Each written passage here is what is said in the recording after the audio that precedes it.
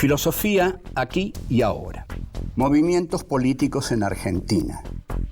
La ilusión en el progreso histórico era la bandera fundamental de la izquierda política. Sí, que se rompa, pero que no se doble. Querían pobres sometidos y tienen, en cambio, anarquistas combativos. Los hijos de la llamada chusma inmigratoria exigían ahora educarse, necesitan hacerse a sí mismos.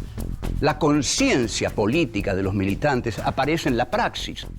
Eva Perón es una construcción de Eva Perón. El tercer mundo es el que iba a encabezar la lucha contra la opresión. Cortar de un solo tajo la cabeza de la víbora marxista. Que vengan los capitales de todo el mundo sin condiciones de ningún tipo. Develar cómo fueron los movimientos políticos que dieron forma a este país que hoy tenemos. El víborazo. 1. Cortar la serpiente marxista. 2. Clase obrera al frente. 3. El mundo marcha hacia el socialismo. 4. 5 por 1 no va a quedar ninguno. 1. Cortar la serpiente marxista.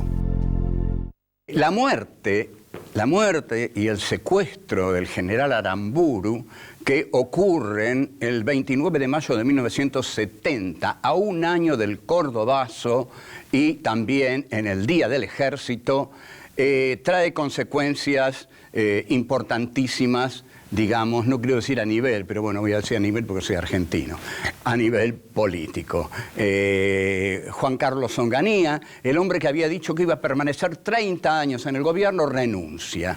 Renuncia y asume Alejandro Agustín Lanusse, que es el que ya maneja todos los hilos. Pero no asume todavía la presidencia Lanusse.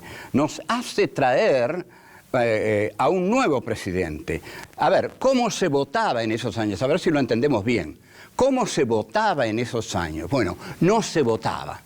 Esto quizás ayude a comprender un poco la violencia de la izquierda peronista, que no era toda violenta ni por asomo, pero un régimen dictatorial que sofoca las ansias de expresión de una sociedad genera violencia. La violencia fue generada por los regímenes ilegales, anticonstitucionales y antidemocráticos que se generaron a partir del golpe del 16 de septiembre de 1955. No lo voy a decir de nuevo, pero que quede bien claro, porque es así.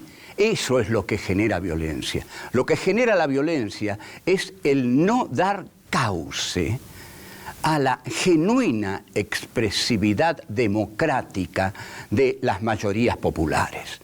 Al no hacerlo, las mayorías populares no encuentran otro camino más que el de la violencia. Entonces, fíjense ustedes hasta qué punto se ofendía al ciudadano. Yo recuerdo, estaba en el living de mi casa, tenía la televisión encendida y de pronto, por cadena, informa a la junta militar la foto de un tipo con una cara de perro que asustaba y dice, tenemos que informar al pueblo, nada, ni el honor ni nada, tenemos que informar al pueblo que el nuevo presidente de la República es el general Marcelo Levingston, que está cumpliendo funciones en Washington y que llegará en breve a la Argentina.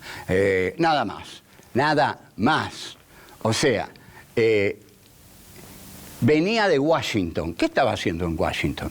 Nuestro nuevo presidente, ni lo conocíamos, ni había hecho carrera política. ¿Cuál era su único mérito para llegar a la presidencia? Que era un general. Menos mal que estos tiempos se terminaron y ojalá se terminen para siempre, porque esto era una indignidad para el pueblo argentino y una indignidad para las Fuerzas Armadas también. Ahora, Levingston también le sale medio mal a la Junta porque este hombre para ponerse a tono con los tiempos, inicia una política antimonopolista y nacionalista. Incluso nombra ministro de Economía a Aldo Ferrer, que comienza a ser una economía basada en su consigna vivir con lo nuestro, lo que implica una economía proteccionista. Desde el cordobazo empiezan a sucederse en Córdoba todo tipo de huelgas y Córdoba termina por ser una provincia desordenada, algo que vuelve locos a los dictadores militares. Entonces, Levingston, con gran agudeza y gran conocimiento de nuestra historia, decide mandar un interventor militar a Córdoba. Este interventor militar, su apellido es, atención, Uriburu. A la Córdoba ardiente, quemante, de las enfervorizadas huelgas obreras, manda Levingston a un general que se llama José Camilo Uriburu, igual que José Félix Uriburu, que dio el golpe de Estado contra Hipólito Yrigoyen el 6 de septiembre de 1930. José Camilo Uriburu llega a Córdoba el 1 de febrero de 1970. Ahí declara ante la prensa, de modo muy altanero, muy seguro, una frase que hizo época, hizo historia. He venido a Córdoba para cortar de un solo tajo la cabeza de la víbora marxista. ¡Wow! Imagínense a los obreros de Tosco, de Salamanca, a los obreros, a los mecánicos de la calle 27 de Abril de la ciudad de Córdoba, que eran muy combativos. Bueno, esto era un bofetazo y era una convocatoria a que la bronca de la clase obrera se explayara del único modo que podía explayarse, agrediendo severamente a don Camilo Uriburu. Ya está, volvemos. 2. Clase obrera al frente. Luego de esta frase de José Camilo Uriburu, los obreros de la combativa ciudad de Córdoba ocupan las fábricas, hay represión. José Camilo reprime, por supuesto, a eso había ido y eso había anunciado. ¿A qué reprime José Camilo? A la víbora marxista. Y bueno, en nombre de la víbora marxista muere un obrero, Adolfo Cepeda. Así que por lo menos José Camilo se va con un muerto de Córdoba. A raíz de esta declaración tan dura del general Uriburu, es el ala más combativa del sindicalismo la que va ganando posiciones con Agustín Tosco al frente. Se trata con toda claridad de echar a este cavernícola de la ciudad de Córdoba. Y hay barricadas, los obreros hacen barricadas que duran más de 20 horas. Para un general, una barricada obrera es una pesadilla.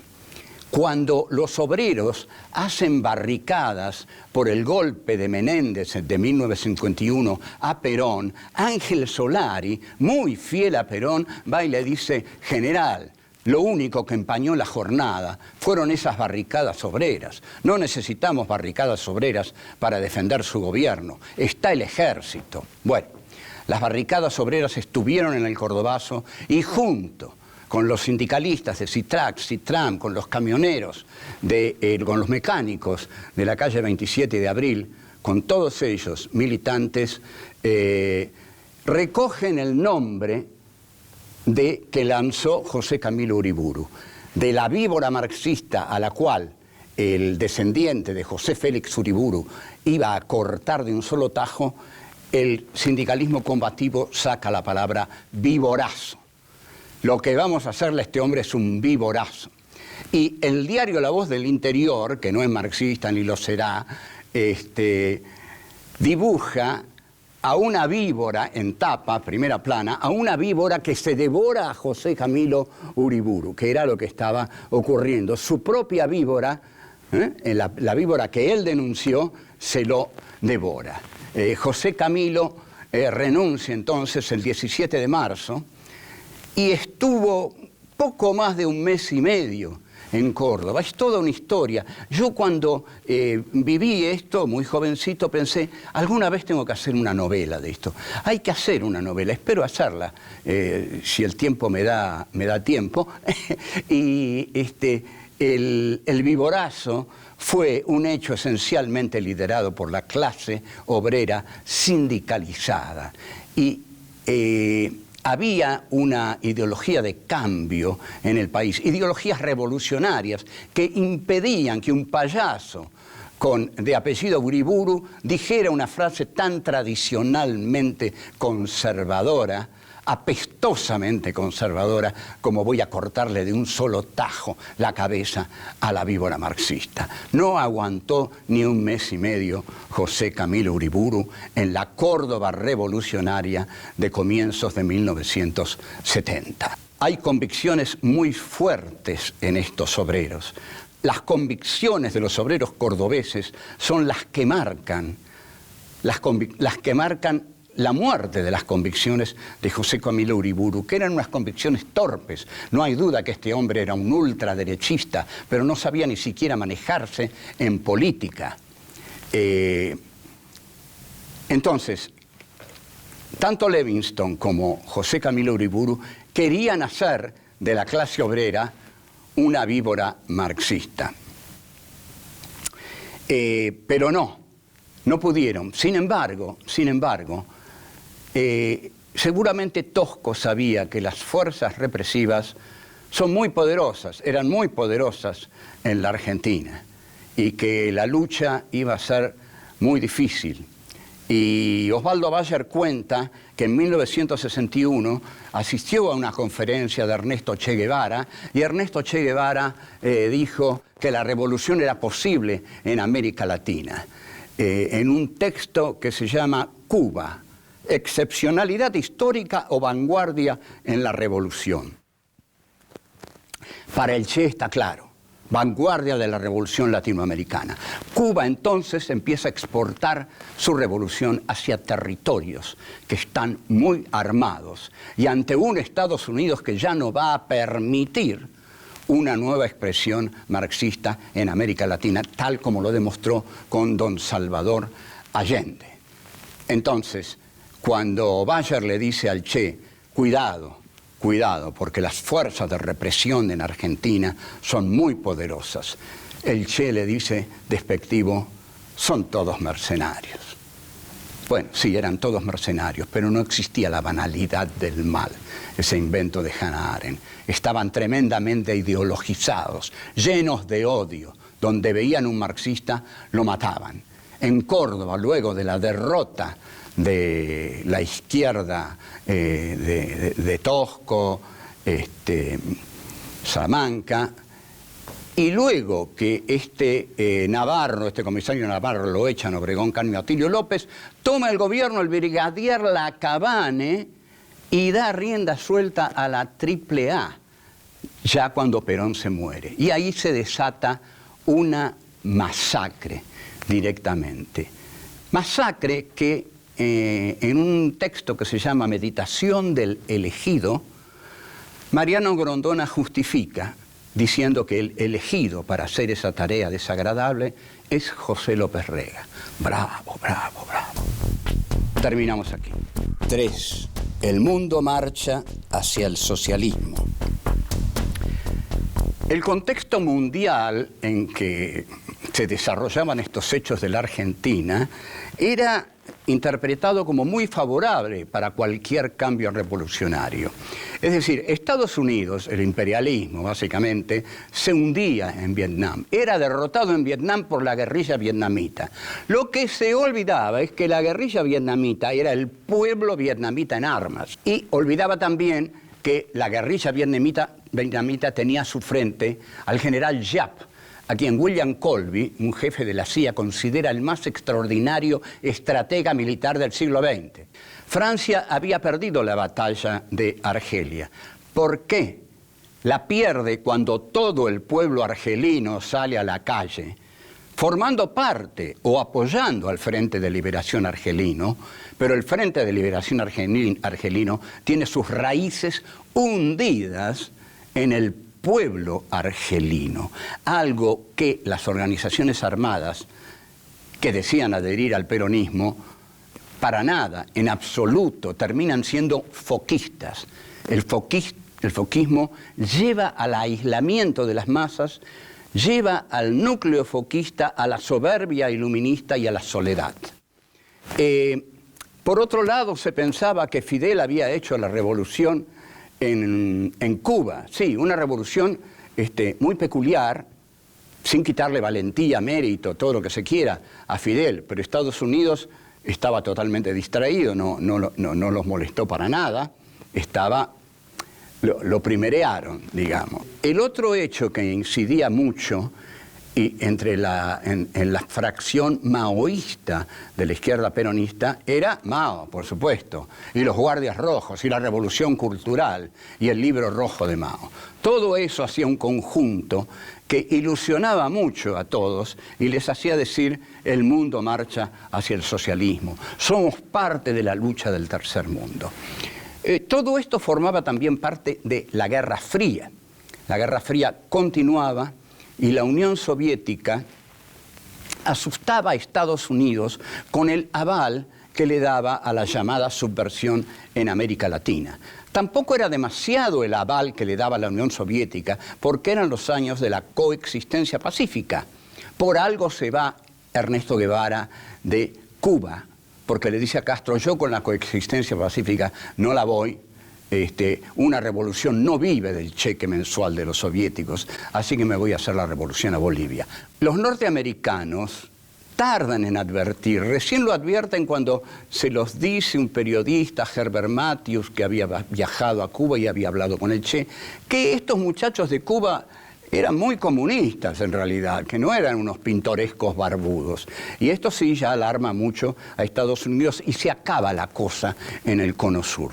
Tal es así que cuando Allende se instala en Chile, inmediatamente la ITT y la Pepsi Cola y el señor Agustín Edwards del diario El Mercurio, fíjense, viajan a entrevistarse con Nixon y Kissinger. Inmediatamente al diario El Mercurio le dan $2 millones para desestabilizar al gobierno de Allende.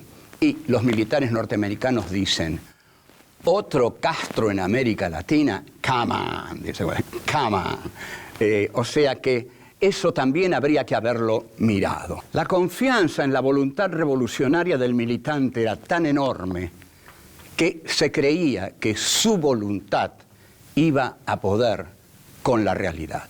Contrariamente a esto, la realidad pudo con la voluntad. Volvemos. 4. 5 por 1 no va a quedar ninguno. El temor del imperio norteamericano era el de la extensión del comunismo por todos los países latinos, por lo que ellos llaman el patio trasero.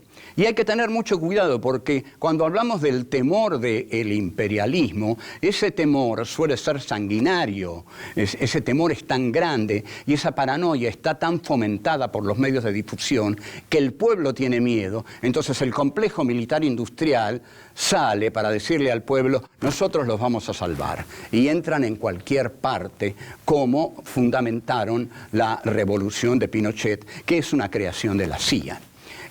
A su vez, Esteban Torrijos estaba en Panamá, Velasco Alvarado estaba en Perú, Torres en Bolivia y, como dije, Allende en Chile. A todos ellos no les fue bien, pero nadie se daba cuenta de que no les iba bien. En el número 10 de la revista Envido, por ejemplo, un artículo decía: el cerco contra la liberación nacional. Bueno, habría que haber pensado que si existía un cerco contra la liberación nacional, había que parar la mano, bajar un cambio con la liberación nacional. Porque si antes se justificaba la liberación nacional porque no existía ese cerco, porque existían infinidad de condiciones favorables para hacer la revolución, ahora que no existían, ahora que se había hecho un cerco alrededor de la revolución nacional, había que bajar un cambio. Parecía que no era tan claro que el mundo iba hacia el socialismo. Esa verdad empezaba a cuestionarse. La consigna que se largaba era la que se tomó del discurso del 31 de agosto de 1951 de Perón, donde Perón dijo: por cada uno de los nuestros que caiga van a caer 5 de ellos. Entonces la tendencia comienza a avivar: 5 por 1 no va a quedar ninguno. Y esta consigna la recuperan los militares de la represión para justamente castigar 50 por 1. Lo que se ignoraba, lo que no se había tomado en consideración, era el poder de fuego del ejército. Cuando alguien se enfrenta a un enemigo, tiene que saber qué tiene ese enemigo y qué tiene uno. Había tal efervescencia y finalmente, a partir de la muerte de Perón, cuando las organizaciones armadas se sustantivizan y ya no les importa el pueblo. El pueblo se había ido a su casa. Rodolfo Walsh justamente va a decir: tendríamos que haber seguido el reflujo de las masas. Por supuesto que había que haber seguido el reflujo de las masas, pero no se siguió. Bueno, esto también hoy no lo podemos tratar a fondo, pero los militares estaban tremendamente formados en lucha antiguerrillera. Habían sido formados por la organización del Armée Secrète de los franceses en Argelia. Estos franceses ya habían estado en el palco de Ezeiza, arriba, en el palco de Ezeiza, al lado de Osinde y de Leonardo Fabio. Pero antes de eso habían existido jornadas inolvidables para la clase obrera. No solamente el cordobazo, el viborazo. El viborazo fue un triunfo esplendente de la clase obrera industrial de Córdoba. El señor José Camilo Uriburu, que había amenazado con cortarle la cabeza de un solo tajo a la víbora marxista, se tuvo que ir al mes y algunos días. Seguramente el día en que se fue José Camilo Uriburu, Agustín Tosco, Salamanca, hicieron una gran fiesta. Imagino los chorizos, la alegría de los obreros, y ese día, ese momento, con vino de damajuana y con algunas chicas felices, por supuesto, muchas chicas que los acompañaban y los pibes. Ese momento debe haber sido eterno. Y efectivamente, fue eterno, fue de ellos. Bueno, chao.